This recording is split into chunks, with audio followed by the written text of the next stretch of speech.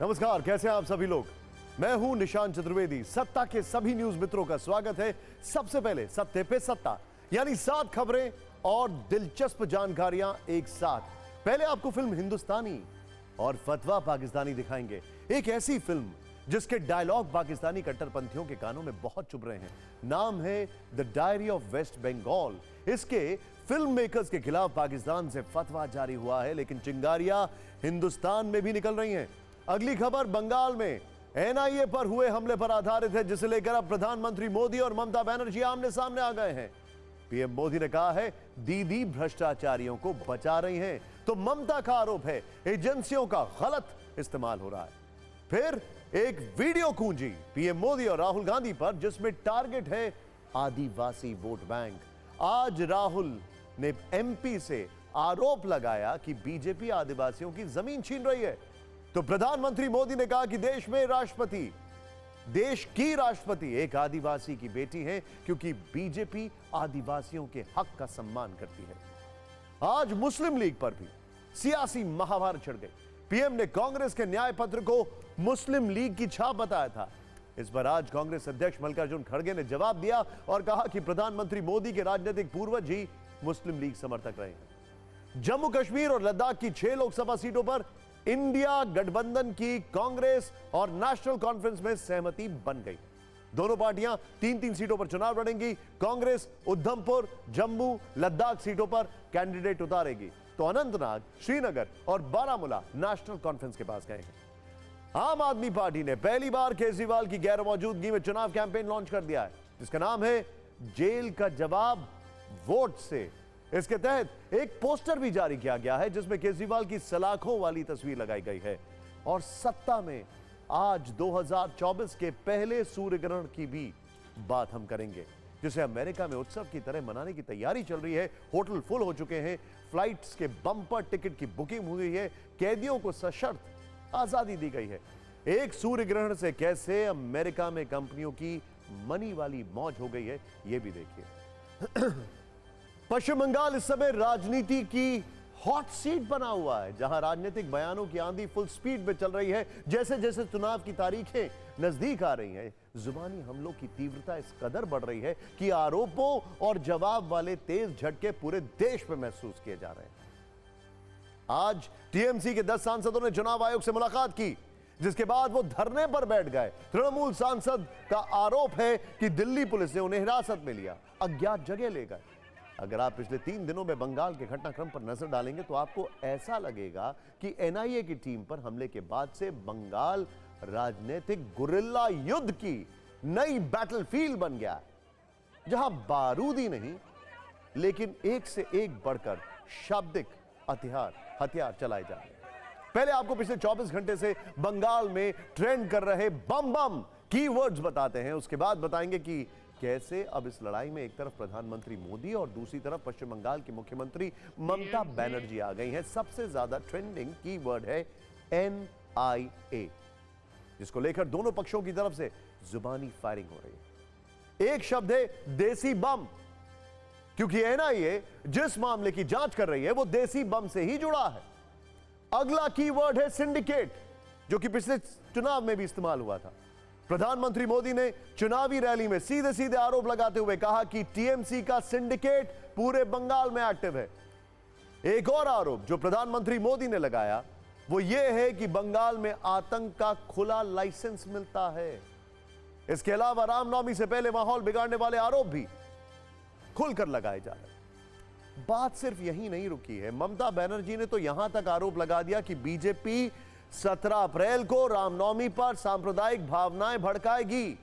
इन शब्दों से, इन कीवर्ड से आप इतना तो समझ गए होंगे कि पश्चिम बंगाल में 42 लोकसभा सीटों के लिए राजनीति का जो लेवल है वो कितना आक्रामक है, क्योंकि बंगाल के समीकरण, पिछले चुनावों के नतीजे, वोट गणित, इन सब से संकेत यही मिल रहे हैं कि बंगाल की टक्कर में सीधे सीधे बीजेपी और टीएमसी है।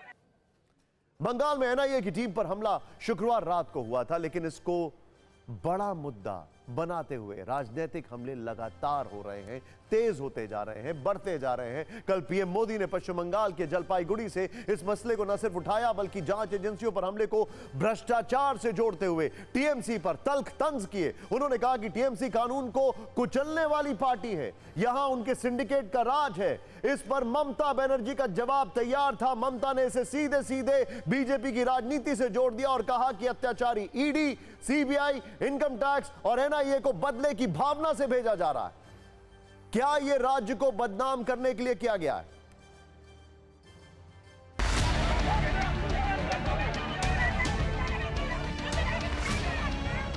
साथियों, टीएमसी चाहती है कि उसके तोलाबाजों को, भ्रष्टाचारी नेताओं को आतंक का खुला लाइसेंस मिले।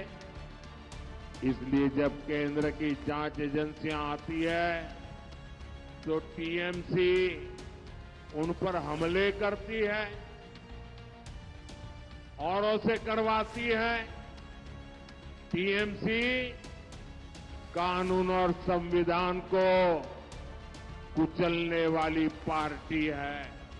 सब বুথ প্রেসিডেন্টকে গ্রেফতার করতে হবে, তৃণমূলের সব এজেন্টদের গ্রেফতার করতে হবে। ইলেকশন কমিশনকে দিয়ে আমরা চাই ইম্পার্শিয়ালি কাজ করুক। আমরা বিজেপি ইলেকশন কমিশন চাই না। রাজ্যের অফিসারদের চেঞ্জ করে দেবে। অত্যাচারী ইডিকে কেন চেঞ্জ করবে না? অত্যাচারী সিবিআই কে কেন চেঞ্জ করবে না? অত্যাচারী ইনকাম ট্যাক্স কে কেন চেঞ্জ করবে না? অত্যাচারী এনআইএ কে কেন চেঞ্জ করবে না? যত দোষ রাজ্যের বেলায়। यानी ममता दीदी के हिसाब से सारी इन्वेस्टिगेटिव एजेंसीज अत्याचारी, यही कह रही थी वो। सिर्फ पीएम मोदी और ममता ही नहीं बल्कि बीजेपी और टीएमसी के दूसरे बड़े नेता भी अब एनआईए के मुद्दे पर जुबानी तीर चला रहे हैं। कैसे समर्थन और विरोध वाली बहस छिड़ी है, इसे आप सिर्फ कुछ पॉइंट्स में समझिए। बीजेपी के नेताओं का कहना है कि एनआईए भारत माता और देश के लिए काम करती है, जबकि टीएमसी के नेताओं का आरोप है कि केंद्र सरकार सीबीआई, ईडी, आईटी, एनआईए जैसी एजेंसियों का गलत इस्तेमाल कर रही है, जो कि ठीक नहीं है। कैसे बंगाल में पाकिस्तान के कायदे आजम मोहम्मद अली जिन्ना का नाम आया, यह भी जानिए। एनआईए को मुद्दा बनाकर बीजेपी की तरफ से आरोप है कि ममता बनर्जी 21वीं सदी की जिन्ना है, जबकि टीएमसी के नेताओं का कहना है कि चुनाव के दौरान एनआईए की कार्रवाई गलत है, राजनीति से प्रेरित है। बीजेपी नेताओं का यह भी कहना है कि अगर बंगाल को बांग्लादेश बनाने की कोशिश होगी तो एनआईए कार्रवाई करेगी। जवाब टीएमसी का आता है। टीएमसी के नेता एनआईए के खिलाफ दर्ज एफआईआर को सही बता रहे हैं।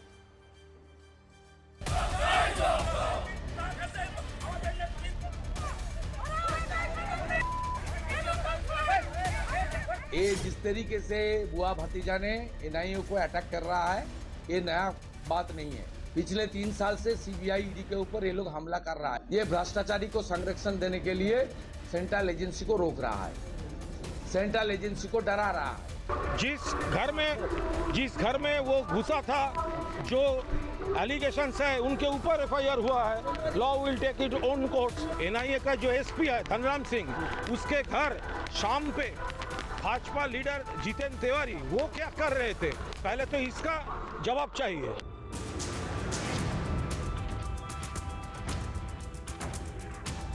NIA works for Bharat Mata, for this country, and those people, those are trying to make this state as Afghanistan and Bangladesh, larger Bangladesh. NIA will resist, and all the nationalist people, all the son of Bharat Mata, daughters of Bharat Mata will resist against TMC. CBI, ED, NIA and income tax को, central agency को जैसे central government use कर रहे हैं, ये ठीक नहीं है और बहुत सारे साजिश रचा जा रहा है। जो किया इतना दिन वो तो किया, लेकिन अभी मॉडल कोड ऑफ कंडक्ट के टाइम ये सब एनआईए वाले बात, आईटी वाले इनकम टैक्स, सीबीआई, ये सब नहीं होना चाहिए।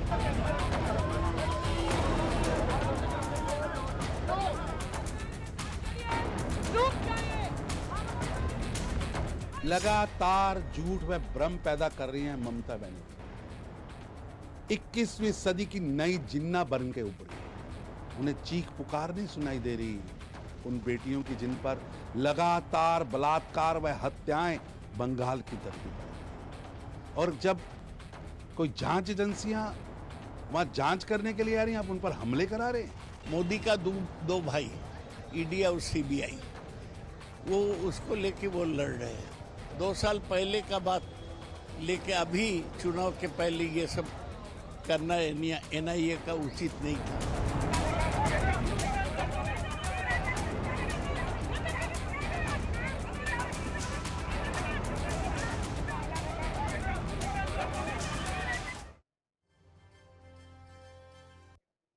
वो भी एक दौर था जब खुद ममता दीदी ऐसे ही आरोप लेफ्ट की सरकार पर लगाती थी जब वो बंगाल में। बंगाल की सियासत 72 घंटे में कई गुना आक्रामक हो चुकी है। पहले एनआईए की टीम पर हमला हुआ, फिर राजनीतिक बयानों की फायरिंग हुई, एफआईआर हुई। जब हालात ये हैं कि एनआईए जिस अपराध को लेकर छापा मारने गई थी वो चर्चा से ही गायब है और अब इस मुद्दे पर सिर्फ जमकर राजनीति हो रही है।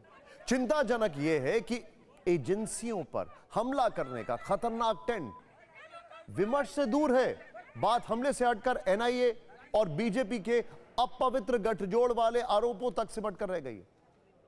ऐसा ही ट्रेंड चलता रहा तो हर छापेमारी के दौरान अधिकारियों पर हमले होने लगेंगे और यह न्याय का गला घोटने वाला देशव्यापी ट्रेंड बन जाएगा।